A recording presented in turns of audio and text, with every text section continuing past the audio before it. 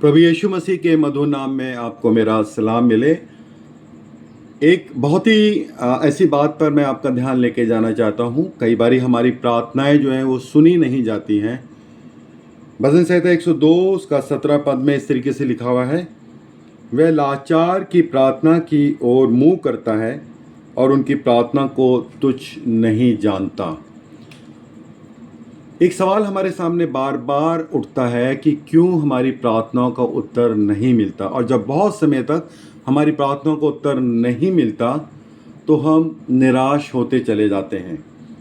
हन्ना के जीवन से हम सीखते हैं और देखते हैं, जो पहला शमूएल उसका पहले अध्याय में हम पाते हैं कि हन्ना जो है वो निसंतान है, उसकी कोई संतान नहीं है, उसकी उम्र हो चली है और उसकी सौत पनिन्ना जो है उसको बार बार चढ़ाया करती थी, उसको उसका अपमान किया करती थी, उसको उसकी हंसी बनाया करती थी, उसको नीचा दिखाया करती थी। और जब वो परमेश्वर के भवन में जाया करती थी उस समय भी वो उसका अपमान किया करती थी। हम सोच सकते हैं, घर में अपमान, परिवार में अपमान, समाज में अपमान और परमेश्वर के भवन में भी अपमान। कैसी स्थिति से, कैसी मानसिकता से हन्ना जो है वो गुजर रही होगी। उसको बार बार पनिन्ना के ताने जो है वो सुनने को मिलते थे। पहला शमूएल उसका 1 अध्याय 6 पद में इस तरीके से लिखा हुआ है, परंतु उसकी सौत इस कारण से कि यहोवा ने उसकी कोख बंद कर रखी है, उसे अत्यंत चढ़ाकर कुढ़ाती रहती थी। हम पढ़ते हैं कि किस तरीके से पनिन्ना उसे बार बार चढ़ाती थी। कहीं यही बात हमारे जीवन में भी तो नहीं है? जब हमें कोई दुख का मारा हुआ, हमें कोई पीड़ित, हमें कोई परेशान मिल जाता है तो क्या हम उसका मजाक उड़ाते हैं? क्या हम उसकी हंसी उड़ाते हैं? क्या हम उसका अपमान करते हैं? परमेश्वर को ये बिल्कुल पसंद नहीं है कि हम व्यर्थ की बात करें। एक बार यीशु मसीह मार्ग में जा रहे थे और उनको एक अंधा मिला और चेलों ने पूछा, प्रभु क्या इसने पाप किया या इसके माँ बाप ने पाप किया जिसकी वजह से ये अंधा पैदा हुआ? कई बार ये हमारी चर्चा का विषय हो जाता है और एक कारण ये है कि हमारी प्रार्थनाएं सुनी नहीं जाती। भजन संहिता उसका 75 बाप और उसके 7 पद में इस तरीके से लिखा है, परंतु परमेश्वर ही न्यायी है, वह एक को घटाता और दूसरे को बढ़ाता है।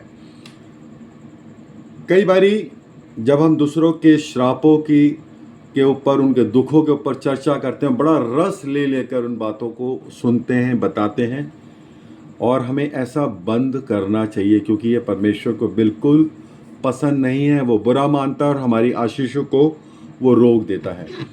आइए अब हन्ना के जीवन से हम क्या सबक ले सकते हैं, जो एक बहुत टूटी हुई स्त्री है, जो परेशान है और जो वर्षों से अपने संतान के लिए प्रार्थना कर रही थी और बार बार वो कहती थी, मुझे दे, मुझे बच्चा दे, मुझे बच्चा दे, मुझे बच्चा दे। जानबूझकर मैंने इस बात को रिपीट किया है और ध्यान दीजिए कि यहाँ पे जो है मुझे, मेरा परिवार महत्वपूर्ण हो गया है। कई बार परमेश्वर उन प्रार्थनाओं का उत्तर भी नहीं देता, विलंब करता है जिसमें मेरा, मुझको, मेरा शामिल होता है। हन्ना जो है रोती थी, बिलखती थी, परंतु उसका प्रार्थना का उत्तर नहीं आया।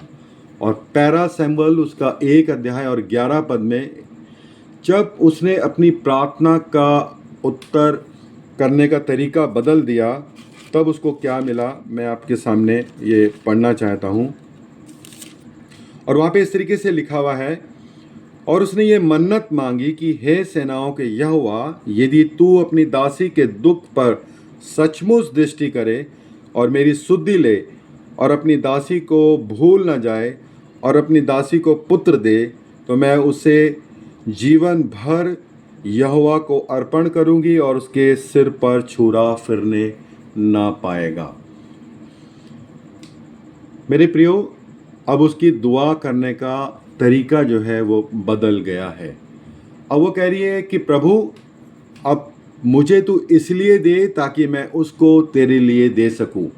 और जब उसने अपनी दुआ का तरीका बदला तो बाइबल बताती है कि परमेश्वर ने उसकी कोख को खोल दिया।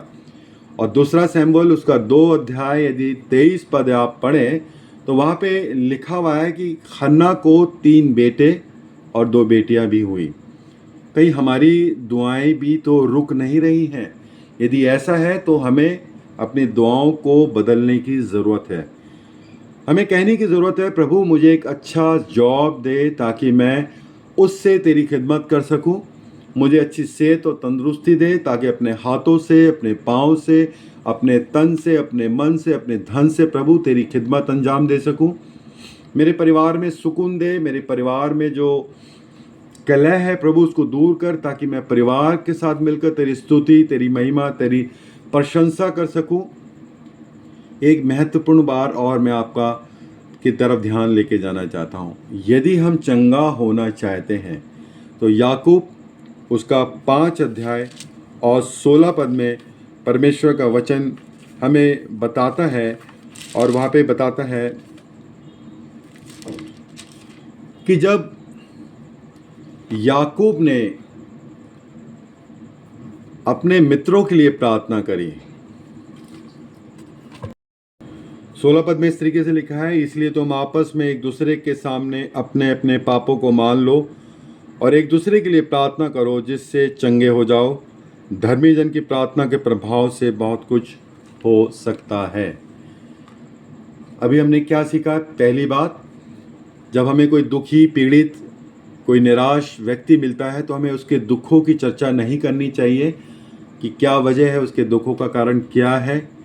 दूसरी बात, यदि हमारी प्रार्थनाएं नहीं सुनी जा रही हैं तो हमें अपने प्रार्थना करने के तरीके को बदलना है।